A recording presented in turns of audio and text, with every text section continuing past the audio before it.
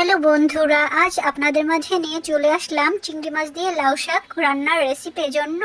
লাউ শাক আমি ভালো করে কেটে ধুয়ে নিয়েছি। এবারে লাউ শাকটা ছোট ছোট টুকরো করে কেটে একটি কড়াইতে দিয়ে ঢাকনা দিয়ে ঢেকে 5 মিনিট সিদ্ধ করে নেব। লাউ শাকটা সিদ্ধ হয়ে গিয়েছে, ঢাকনাটা তুলে নিচ্ছি। লাউ শাকটা আমি খুব উচ্চ তাপে জাল করে নেব। এবার আরও 3 মিনিটের মতো লাউ শাকটা জাল করে নিচ্ছি উচ্চ তাপে। লাউ শাকটা মোটামুটি হাফ সিদ্ধ হয়ে গিয়েছে। এ পর্যায়ে লাউ শাকটা তুলে তেল দিয়ে নিচ্ছি 1/3 কাপ পরিমাণ এবং পেঁয়াজ কুচি দিয়ে নিচ্ছি 2 টেবিল পরিমাণ ও রসুন কুচি দিয়ে নিয়েছি 2 টেবিল পরিমাণ। এবারে পেঁয়াজ ও রসুনটাকে ভালো করে ভেজে নিয়েছি। লবণ দিয়ে নিচ্ছি স্বাদ মতো, গোলমরিচ গুঁড়ো দিয়ে নিচ্ছি, ধনিয়া গুঁড়ো দিয়ে নিচ্ছি ভাজা 1/3 চা চামচ।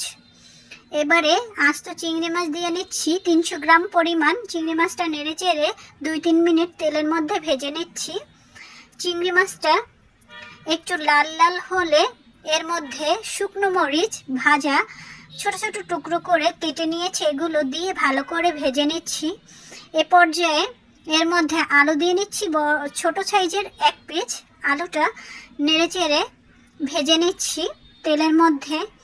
এবারে ঢাকনা দিয়ে ঢেকে আলুটা 4 মিনিটের মতো ভেজে নিয়েছি। 4 মিনিট পর ঢাকনাটা উঠিয়ে আলুটা ভালো করে সিদ্ধ হয়ে গিয়েছে। এ পর্যায়ে এর মধ্যে শাক দিয়ে নিচ্ছি আগে থেকে সিদ্ধ করে রাখা। এবারে এর মধ্যে রসুন কুচি দিয়ে নিচ্ছি 2 টেবিল চামচ পরিমাণ ও ভালো করে কাঁচামরিচ দিয়ে নিচ্ছি 4 পিস ছোট ছোট টুকরো করে। এবার ভালো করে মিশিয়ে নিচ্ছি। ভালো করে মিশিয়ে জাল করে নিব 4-5 মিনিট। তেলের সাথে খুব ভালো করে উচ্চ তাপে জাল করে নিচ্ছি।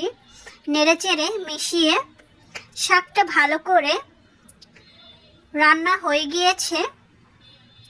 এবারে গরম গরম পরিবেশনের পালা। তৈরি হয়ে গেল আমার মজাদার আলু ও চিংড়ি মাছ দিয়ে লাউ শাক রান্নার রেসিপিটা কেমন লেগেছে অবশ্যই কমেন্ট করে জানাতে ভুলবেন না।